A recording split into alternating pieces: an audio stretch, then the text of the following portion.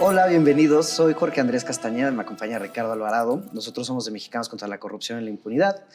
Bienvenidos a esta clase sobre corrupción a la mexicana, de la alternancia al presente. Hola, Ricardo, ¿cómo estás? Hola, Jorge, muy bien. ¿Y tú? Qué bueno. ¿Por qué es importante hablar de la corrupción, Ricardo? La corrupción es un fenómeno que está ligado a otros elementos que suceden en nuestra sociedad. Uno de ellos, por ejemplo, es la democracia.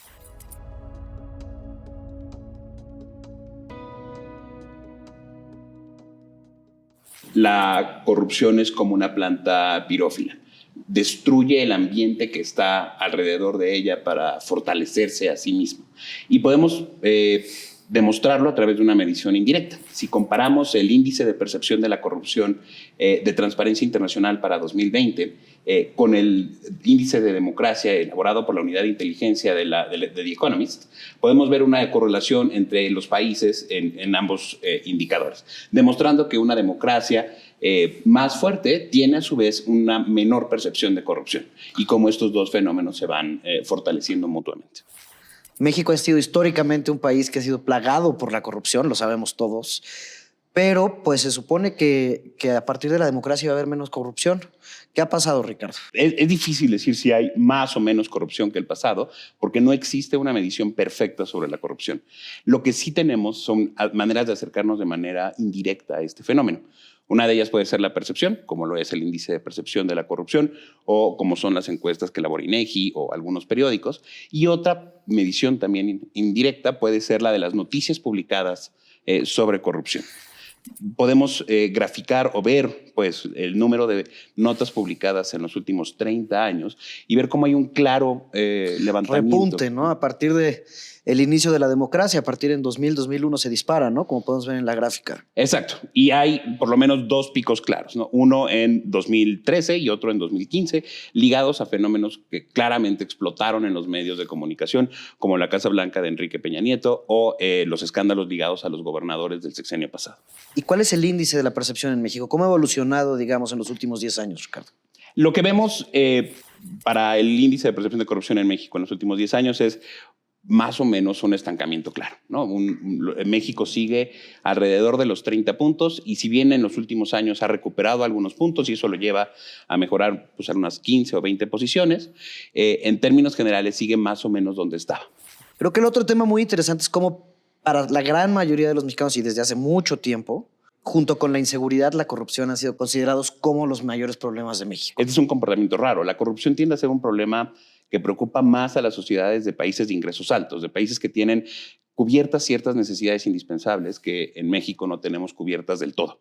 Y sin embargo, lo que vemos es que en México la corrupción tiene justo 10 años ocupando el segundo lugar como la principal preocupación de la gente. Y esto está ligado a que justo mayor corrupción involucra peores servicios públicos que uno resiente en todos los ambientes de su vida, educación, salud, empleo, que afectan en la vida diaria de todas las personas.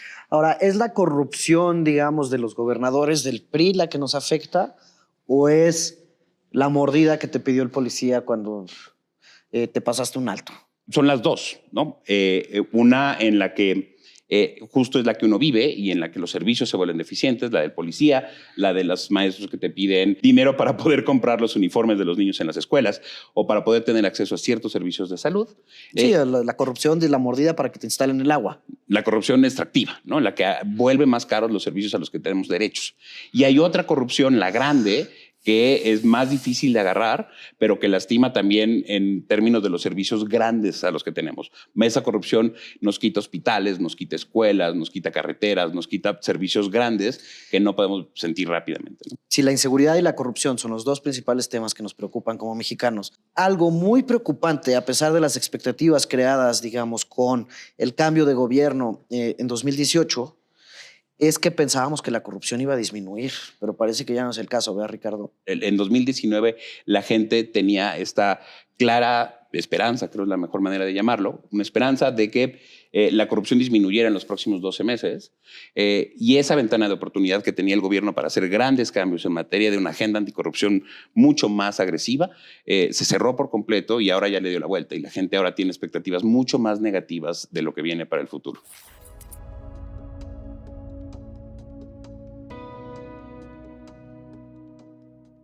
Vamos a pasar a una parte un poquito, de forma breve, un poquito técnica, sobre cuál es la verdadera definición de corrupción. ¿A qué nos referimos cuando hablamos de corrupción? ¿Tú cómo entiendes la corrupción, Ricardo?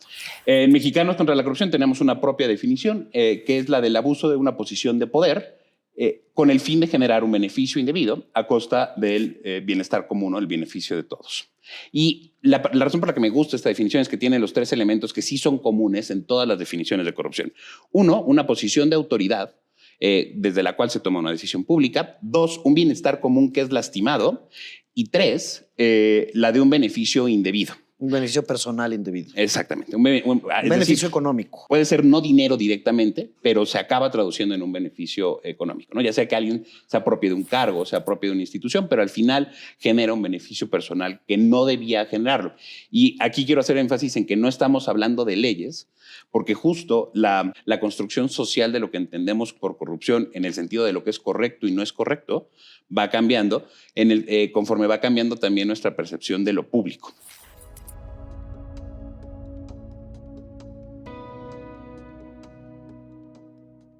Todos hemos escuchado hablar del profesor Hank González, ¿no? El epítome de la corrupción del pasado, que se cuentan leyendas, ¿no? De cuando va a ver el profesor Hank a un funcionario americano a Texas y lo reciben en una casa espectacular. Es un joven funcionario, el profesor Hank, y le dice al tejano, oiga, ¿y usted cómo se hizo de todo este dinero? No, pues, ¿ves esa autopista que pasa allá? Sí, pues bueno, yo la hice. Entonces el profesor Hank se quedó pensando, ¿no? 30 años después, dice la leyenda, regresa ese funcionario americano. Bueno, el profesor Hank le manda un avión privado, obviamente, a Texas, lo trae a México, lleva a su mansión y le dice, oiga, profesor, ¿y usted pues, cómo se hizo de tanto dinero? ¿Ve esa carretera que está allá? No, no la veo. Bueno, pues así me hice yo de esos recursos, ¿no? Justo. Creo que el profesor Hank González es una de estas grandes figuras que nos permite entender cómo funcionaba la política del siglo XX, ¿no? Un político pobre es un pobre político, decía el profesor. Además de la carretera, creo que la anécdota que marca claro esta separación que tenemos social de la corrupción es que en la década de los 60, cuando él es nombrado director de la CONASUPO, esta organización del gobierno dedicada a llevar alimentos a quienes no pueden comprarlo. Hoy se llama Segalmex. Hoy se llama Segalmex, correcto. Como director de la CONASUPO, va a Texas, a un banco, a solicitar un préstamo porque Segalmex necesitaba importar maíz de Estados Unidos. Él, como un ente privado, va a un banco en Texas a pedir un préstamo para poder comprar 250 camiones. Y a la hora que el banco le pregunta qué tipo de garantías puede ofrecer, él ofrece un contrato otorgado por la CONASUPO a Carlos Hank González para los fletes que va a pagar la CONASUPO de maíz de Estados Unidos a México. O sea, él es el director de la institución pública que se otorga el contrato a sí mismo y esa es la garantía que obtiene. Sí, el contrato está firmado a dos lados por el profesor, ¿no? Él como el director de la CONASUPO y él como el privado que se gana. Y esto era totalmente legal. Perfectamente legal. Que ese es justo el punto principal de esta historia. Normalmente cuando uno acusa a los políticos de corrupción, la primera respuesta que dicen es que lo que yo hice fue perfectamente legal. Y no mienten, o no en algunos casos. Lo que hizo el profesor Hank González es perfectamente legal y además no desató ningún tipo de enojo público. Era perfectamente normal. Años después, cuando vamos a discutir, por ejemplo, el caso de la Casa Blanca, que es muy parecido, es un conflicto de intereses, la discusión del conflicto de intereses es mucho más acotada. No es una empresa de Peña Nieto con un contrato público, sino es una cosa que ya le da varias vueltas adicionales. En el 2000, por primera vez hay alternancia en México. ¿Y qué pasa, Ricardo? Ahí es cuando vemos que se disparan las menciones de la palabra de corrupción en la prensa. Sí, hay un primer repunte y creo que son dos casos concretos, los dos ligados a nuestro sistema electoral, que hablan de este problema. Por un lado, el del partido que termina ganando las elecciones, ligado a un mecanismo de financiamiento alternativo que se llamaba Los Amigos de Fox, que llevó a una multa por el entonces IFE al partido que termina ganando las elecciones. Y al mismo tiempo hay otro escándalo sobre otro mecanismo ilegal de financiamiento para el PRI. Cada vez cuesta más caro ganar una elección y se necesita más gente, más dinero, más inversión en medios electrónicos, inversiones en producciones, consultores, encuestas, redes sociales. Este caso de Odebrecht yo creo que es lo que más nos ayuda a entender este vínculo entre la política, el poder económico y el mecanismo de las campañas políticas. Platícanos de qué pasó con el caso de Odebrecht. Odebrecht es una empresa dedicada a la extracción de petróleo y la construcción y muchas otras cosas. Es una empresa brasileña. Gigantesca, ¿no? Lo que tenemos rastreado, digamos, ya que ya que pasó todo lo que hicieron, es que hubo mecanismos de financiamiento ilegal en al menos 10 países de América Latina que llevaron a hecatombes políticas. Y esto se descubrió en Brasil, ¿no? Con la Operación Lavallato, ¿correcto? Sí, se llama Operación Lavallato porque los funcionarios que operaban de Odebrecht operaban arriba de un lavado de autos de manera ilegal, ¿no? De manera, digamos, furtiva. Lavallato en portugués es el lavado de autos. Y lo que hicieron fue financiar partidos políticos para ganar elecciones en al menos 10 países. En toda América Latina. En toda América Latina, ¿no? Durante la década entre 2010 y 2020, esto llevó a muchos funcionarios, a muchos políticos latinoamericanos a perder los puestos. Ha destruido carreras políticas, ha acabado gente en la cárcel. O sea, sí ha sido un parteaguas en Latinoamérica, ¿no? Totalmente. Y en el caso mexicano es posible rastrear las primeras operaciones hasta 2011 en el sexenio de Felipe Calderón. No, si bien el escándalo normalmente está ligado a Enrique Peña Nieto, lo cierto es que empezó un poco antes. Hay investigaciones periodísticas que pueden rastrear hasta 2009 el intercambio de correos electrónicos entre funcionarios del gobierno de Felipe Calderón y funcionarios de la empresa Odebrecht. Y esto lleva después a la firma del contrato de Etileno 21. El famosísimo contrato de Etileno 21, donde, bueno, Braskem, la filial de petroquímica de Odebrecht, y DESA, una empresa mexicana, firman un contrato para el desarrollo de la planta de polietileno etileno 21, donde obtienen supuestamente un contrato indebido de Pemex para el suministro de etanol a precios subsidiados durante un largo periodo de tiempo, ¿no? Y ese contrato, hasta donde recuerdo, pues lo firma Lula con Felipe Calderón, ¿no? Sí, en reuniones que se hicieron en Los Pinos y en el que también es posible ver a los funcionarios de Odebrecht con los dos presidentes. Esto, digamos, tuvo sus repercusiones en México, pero en Brasil incluso llevó a la destitución de Lula, ¿no? En Brasil. Sí, justo. O sea, tanto el escándalo que lleva a Lula a ser el primero privado de la libertad y el impeachment también de la presidenta Dilma Rousseff son ambos fenómenos totalmente vinculados a los escándalos de Lavallato. ¿Y en dónde más? En Colombia tuvo consecuencias, en Perú.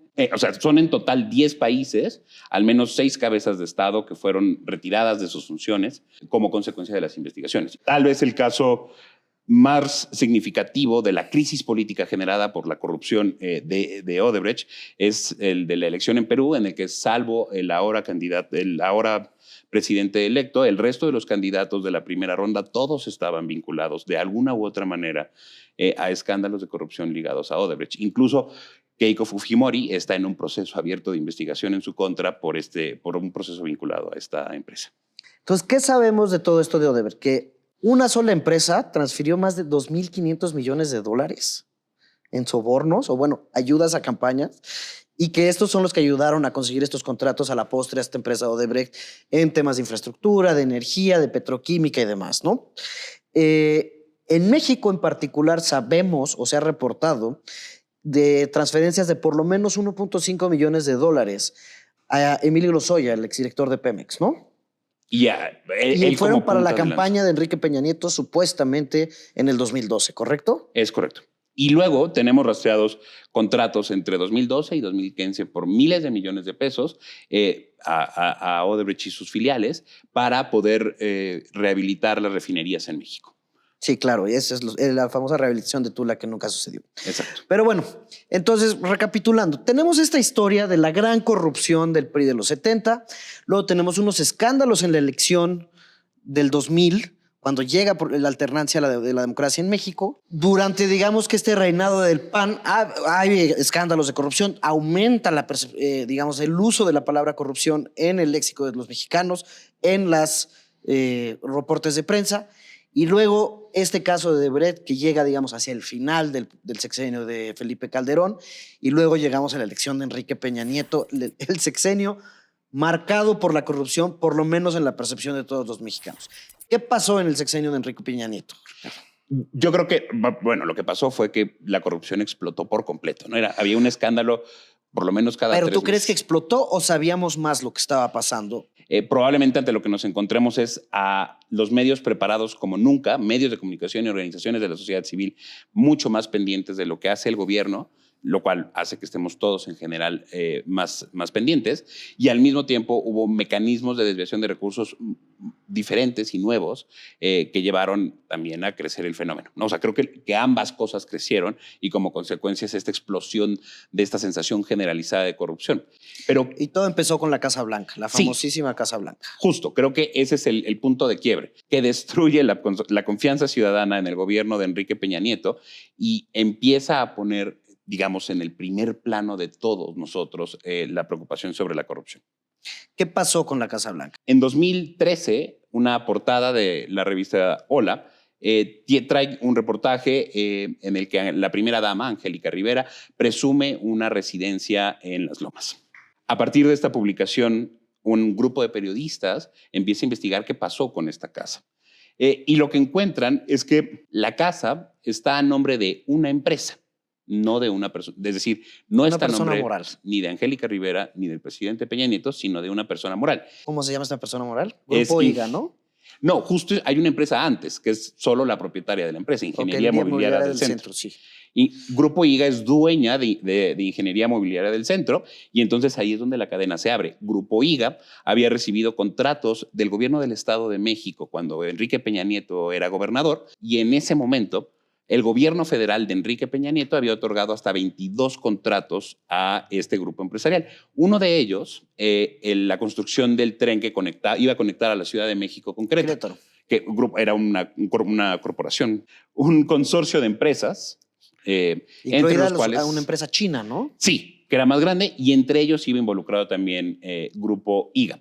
Y entonces lo que demostraba la investigación periodística es que había un conflicto de intereses en el que una empresa que recibía contratos públicos estaba ofreciendo una casa, una propiedad al presidente de la República.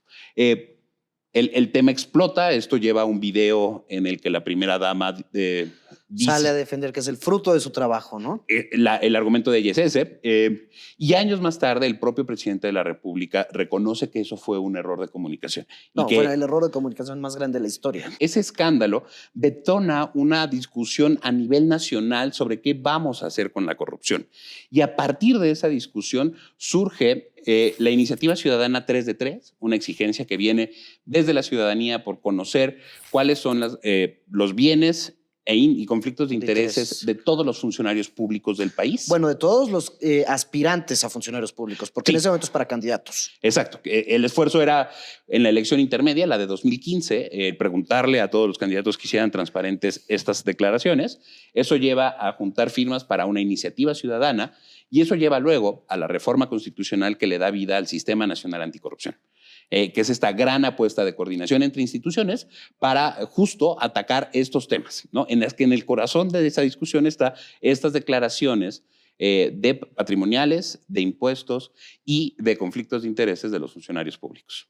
Pero no acabó ahí la corrupción en el sexenio pasado, o los escándalos de corrupción. ¿Dónde estamos ahorita con esto? ¿Y cuáles fueron los siguientes escándalos de corrupción del gobierno de Enrique Peña Nieto? Si bien a nivel federal siguieron sucediendo los escándalos, el foco de atención también se concentró en los gobiernos subnacionales. No, al día de hoy hay al menos 23 exgobernadores que han sido formalmente acusados de actos de corrupción. Y formalmente o hay una investigación en su contra, o están en la cárcel, o están prófugos. O están fuera del país, ¿no? Pero los escándalos más grandes fueron los de los Duartes y Borge, ¿no? Yo creo que incluso, si bien los Duartes son escandalosos, el más grande es Javier Duarte en Veracruz. Una discusión importante en materia de corrupción es preguntarnos si Javier Duarte era particularmente perverso, malvado, o existen condiciones institucionales y legales que permiten que los Javier Duarte sucedan. ¿No? La pregunta es, ¿el gobernador de Veracruz que está ahorita o el que venga después va a poder hacer las mismas cosas que hizo Javier Duarte? Y simplemente no las sabemos. Lo que sí sabemos es que con Javier Duarte empezó un nuevo mecanismo de desviación de recursos. Empezamos a darnos cuenta de una nueva tendencia, que era el uso de empresas fantasma. ¿Qué son las empresas fantasma?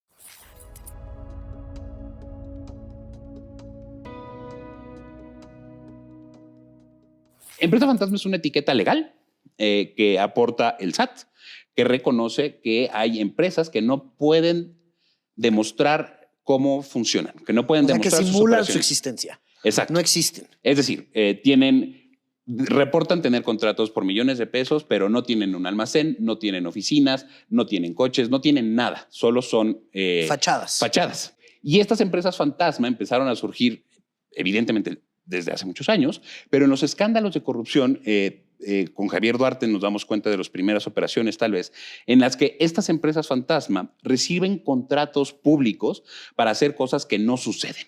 Simplemente no sucedieron. O sea, el gobierno le paga a esta empresa 10 millones de pesos y esos 10 millones de pesos se los embolsa Javier Duarte y sus secuaces porque nunca hicieron la carretera, la casa, la escuela, el sistema de agua o las consultorías que hacen las empresas, ¿no? Normalmente, digamos, como la fácil es prometer hacer un informe de un algo y poner a alguien de la misma secretaría que haga como sea un informe y que ese informe cueste millones de pesos. Algunas primeras investigaciones, es así, en el Duarte de Chihuahua, muestran que estudios que pide la Secretaría de Educación Estatal están firmadas en el documento PDF por la Secretaría, es decir, salieron de computadoras de la Secretaría y sin embargo hay un contrato por millones de pesos que pidió para esa hacerlos. consultoría, ¿no? Y esto nos lleva a la famosa estafa maestra, ¿no? Justo, la estafa maestra es esto llevado a toda la administración pública federal. En términos más o menos sencillos, la estafa maestra es un complejo mecanismo de desviación de recursos que pasa por las secretarías otorgando contratos a universidades autónomas estatales. Porque para las universidades no se necesita licitar el contrato. La idea, en nuestra ley de compras hay un incentivo para beneficiar a las universidades públicas. Y entonces, si tú tienes un contrato en una universidad pública, no hay necesidad de que licites eso que te ofrece la universidad. Abusando de esa condición, secretarías firman contratos vía adjudicación directa con universidades autónomas de los estados y luego las universidades autónomas firman contratos con empresas fantasma que van a terciarizarles ese servicio. Ahora, no es necesariamente incorrecto que el gobierno firme con universidades, eso es un incentivo correcto y se hacen muchísimos estudios de esa forma. Sí, ¿correcto? Y hay un montón de cosas que funcionan muy bien con eso. Y a su vez que esas universidades contraten a empresas para otras cosas, tampoco es ilegal. El problema es que aquí no se hacían las cosas, ¿no? Sí, y también, o sea, por un lado no se hacían, porque esa es la gran característica de las empresas fantasma, las cosas no se hacen.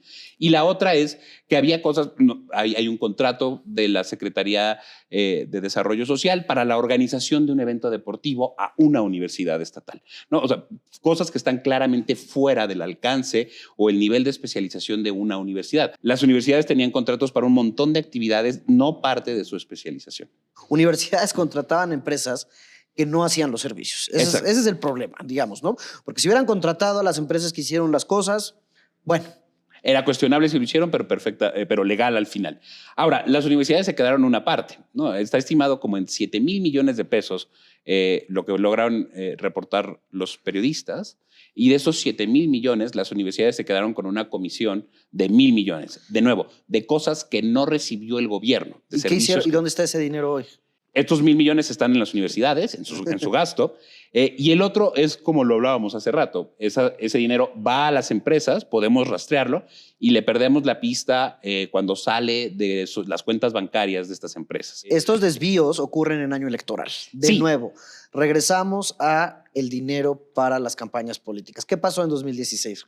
En 2016 se jugaron muchísimas gobernaturas en México, en las que el PRI ganó en varias, ¿no? Digamos, el desgaste electoral del PRI se empezaba a sentir y la preferencia electoral del partido bajaba en un montón de estados. Lo que vemos es que este mecanismo sucede y no hay manera de demostrar la entrada que comentábamos. O sea, le perdemos la pista al dinero cuando las empresas entregan ese dinero a través de cheques o de facturas falsas, ¿no? Sí, es que si hubiera facturas falsas ahí todavía podemos rastrearlas. Las rastreamos cuando el dinero sale de las cuentas bancarias de las empresas y ya no sabemos qué pasa con el dinero. Aquí ya nada más estamos especulando, pero lo lógico sería pensar que ese dinero entra de nuevo al sistema político a través de un financiamiento ilegal de campañas políticas.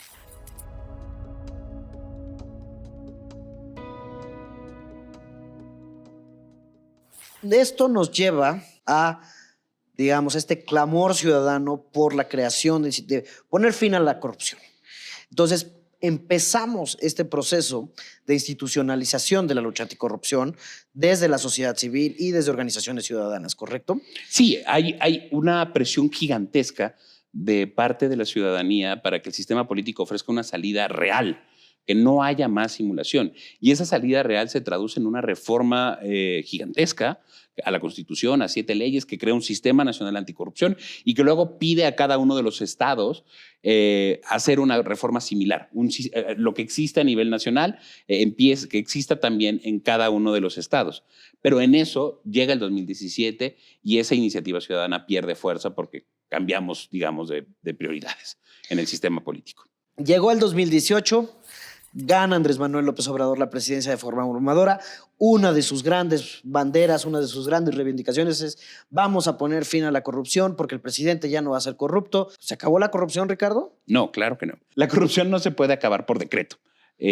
No basta decir que se acabó. La corrupción es un mecanismo mucho más complejo y además probablemente ante lo que nos encontramos es que la corrupción sucede no por voluntad del presidente, ¿no? Que era como la gran explicación de López Obrador. No, el presidente es corrupto y permite que funcione la corrupción, pero la corrupción es un fenómeno complejo dentro de organizaciones públicas que no se puede acabar por decreto, que necesita esfuerzos institucionales constantes por ir cerrando ventanas de oportunidad donde sucede. Así es como uno acaba con la corrupción de veras. ¿Qué escándalos de corrupción hemos tenido en estos años?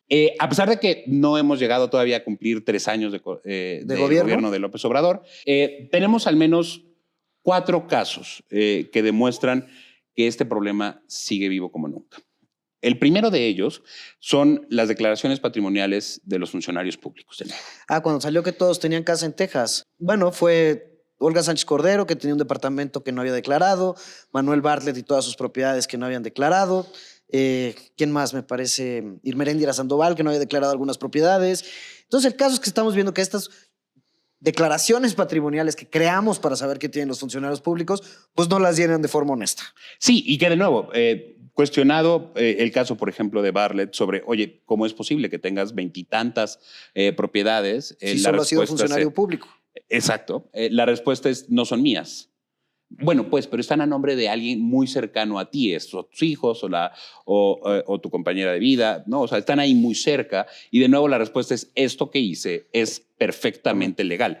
Y no miente Manuel Bartlett. No, de ahí también la ley tiene límites en el control de la corrupción y estamos topándonos con uno. ¿Qué otros escándalos hemos tenido? Bueno, el famosísimo Carlos Lomelí allá en Jalisco, ¿no? Sí, lo que tenemos en el caso de Lomelí es, de nuevo... ¿Él qué era? Era el superdelegado para programas sociales del gobierno de López Obrador para Jalisco.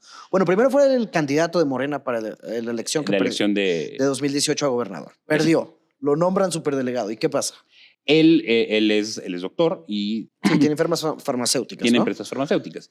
Y de nuevo pasa algo parecido a lo de las casas de Bartlett.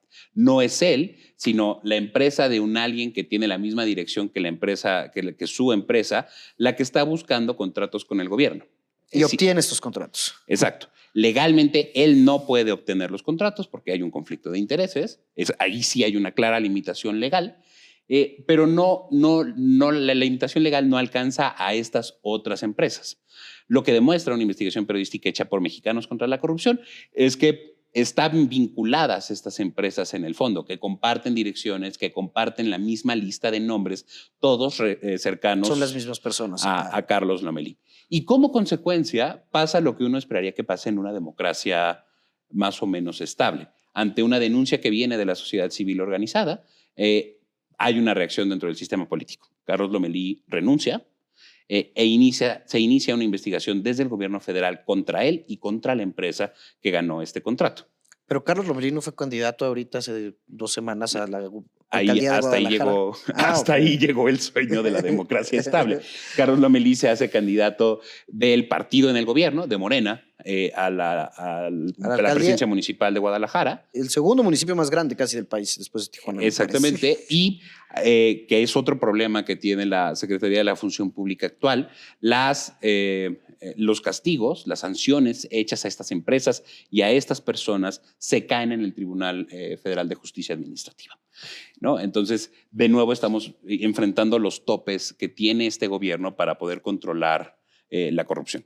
Y por último, pues lo que hemos visto, y más a la luz de los eventos más recientes sobre las supuestas desviaciones con un mecanismo muy parecido a la estafa maestra en el estado de Chiapas por el gobierno de Manuel Velasco y su relación con, o su supuesta relación con la familia del presidente, ¿no?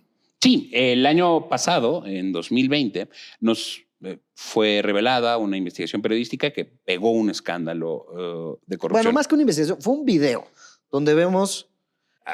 Lo que hay en el video es el hermano del presidente López Obrador, Pío López Obrador, como uno de los operadores de la campaña de Morena en 2015 y un consultor cercano al gobierno de Chiapas del gobernador Manuel Velasco, intercambiando dinero en efectivo. Él entregando unas bodas con dinero en efectivo. ¿Y cómo lo justificó el presidente? El presidente dice que esas no son desviaciones, son aportaciones voluntarias a la campaña. A la causa. A la causa. Pues estamos otra vez ante la constante que hemos visto desde el principio. Amigos de Fox, Pemex Gate, Odebrecht, la estafa maestra y ahora esta estafa verde, como se está empezando a conocer. Siempre es dinero que va a las campañas políticas. ¿Por qué, Ricardo? Porque las campañas políticas te permiten controlar la toma de decisiones. Y si volvemos a la primera definición de corrupción que teníamos, ese es el inicio de esta operación, ¿no? Y justo las campañas te permiten hacerte de estas posiciones de poder que toman decisiones.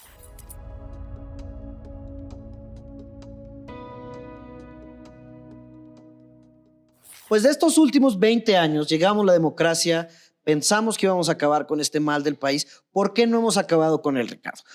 Es un tema de voluntades, es un tema de instituciones. Tenemos instituciones que nos sirven, tenemos voluntad, tenemos una sociedad indignada todos los días, pero seguimos cada segunda semana con un escándalo de corrupción, ya sea de hoy o del pasado, de un gobierno estatal, de un gobierno municipal. ¿Estamos condenados a la corrupción en México? Ahí, si me permites, quiero dar un pasito para atrás. Un poco como en defensa de nuestra democracia. Lo que hizo el profesor Carlos Jan González en sus años, en los 60, en los 70, hoy es legalmente imposible, ¿no? Sí hay un avance entre lo que pasaba antes y lo que puede pasar ahora. Pero la corrupción es como los monzones en los techos, es como la humedad en las casas. Es una cosa que uno tiene que cuidar todo el tiempo. No sirve de nada un discurso triunfalista, un pañuelito, esas cosas no controlan nada.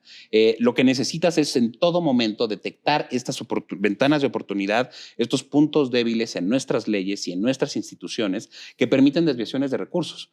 A ver, que cuando hablamos de corrupción hablamos de probablemente la versión más elegante o más tecnificada de la delincuencia organizada, ¿no? Y en ese sentido, cada vez son más elegantes y más complejas los mecanismos de desviación de recursos.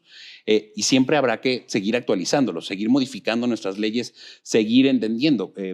En estas elecciones, por ejemplo, estamos discutiendo si está bien o no que entren mecanismos alternos de financiamiento para que influencers opinen de las campañas. Eso no lo prevé nuestra ley, es una nueva discusión que tenemos que tener. Y eso es lo que tenemos que hacer. Más allá de discursos triunfalistas, de nuevo, lo que tenemos que hacer es estar pendientes de estos mecanismos de desviación y encontrar la manera de taparles el paso. Y entender, yo creo que es fundamental este vínculo entre la democracia y las elecciones. O sea, la democracia trae las elecciones, por definición, y las elecciones son, digamos, como un imán para la corrupción. Sí, y necesitamos instituciones fuertes que ayuden a vigilar esos procesos, porque esos procesos son fundamentales para nuestra sociedad y para nuestra democracia. Las elecciones, digamos que es la base de todo, pero a la vez las elecciones, los procesos electorales, se han vuelto estos imanes de corrupción. Y no solo es en México, lo vemos con Odebrecht en el mundo y lo vemos cada 3 años en México. Es un tipo de escándalo diferente, ¿no, Ricardo? Sí, justo esa tiene que ser la apuesta. Y si bien claramente al final el problema es las elecciones, no debemos concentrarnos solo en el proceso electoral. Tenemos que verificar cuáles son las salidas del dinero, cuáles son la manera en la que se toman decisiones para asignar presupuestos, de dónde sale el dinero y luego a dónde va a dar. Esa es probablemente el mejor consejo general que podemos tener para cómo prevenir la corrupción del futuro. Buenísimo, pues muchísimas gracias, espero haya sido de su interés. Aquí estamos en nuestras redes sociales para cualquier duda o comentario que puedan tener. Buen día.